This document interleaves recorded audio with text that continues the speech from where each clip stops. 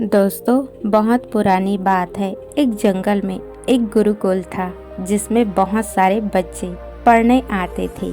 एक बार की बात है, गुरुजी ने सभी विद्यार्थी को पढ़ा रहे थे, मगर एक विद्यार्थी ऐसा था जिसे बार बार समझाने पर भी समझ में नहीं आ रहा था।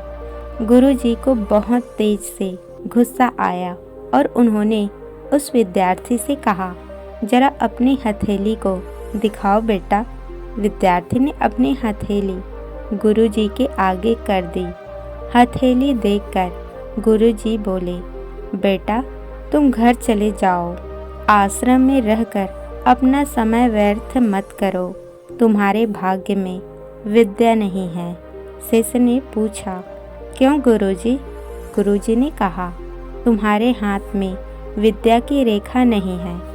गुरुजी ने एक दूसरे होशियार विद्यार्थी के हथेली से दिखाते हुए कहा, यह देखो, यह है विद्या की रेखा, यह तुम्हारे हाथ में नहीं है, इसलिए तुम समय नष्ट ना करो, घर चले जाओ और वहाँ अपना कोई और काम देखो। यह सुनने के बाद उस विद्यार्थी ने अपने जेब से एक चाकू निकाला, जिसका प्रयोग वह रोज सुबह अपने दातुन काटने के लिए किया करता था। उस चाकू की पैनी नोक से उसने अपने हाथ में एक गहरी लकीर बना दी। हाथ लहूलुहान हो गया।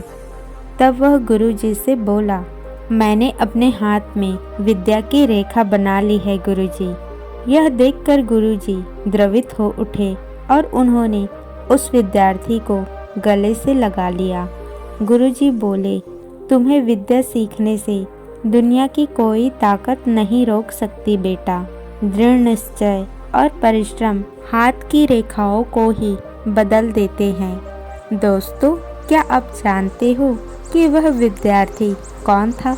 वह विद्यार्थी आगे चलकर महर्षि परिणी के नाम से प्रसिद्ध हुआ, जिसने विश्व प्रसिद्ध इतनी सदियां बीत जाने के बाद भी आज 2700 वर्षों बाद भी विश्व की किसी भी भाषा में ऐसा उत्कृष्ट और पूर्ण व्याकरण का ग्रंथ अब तक नहीं बना।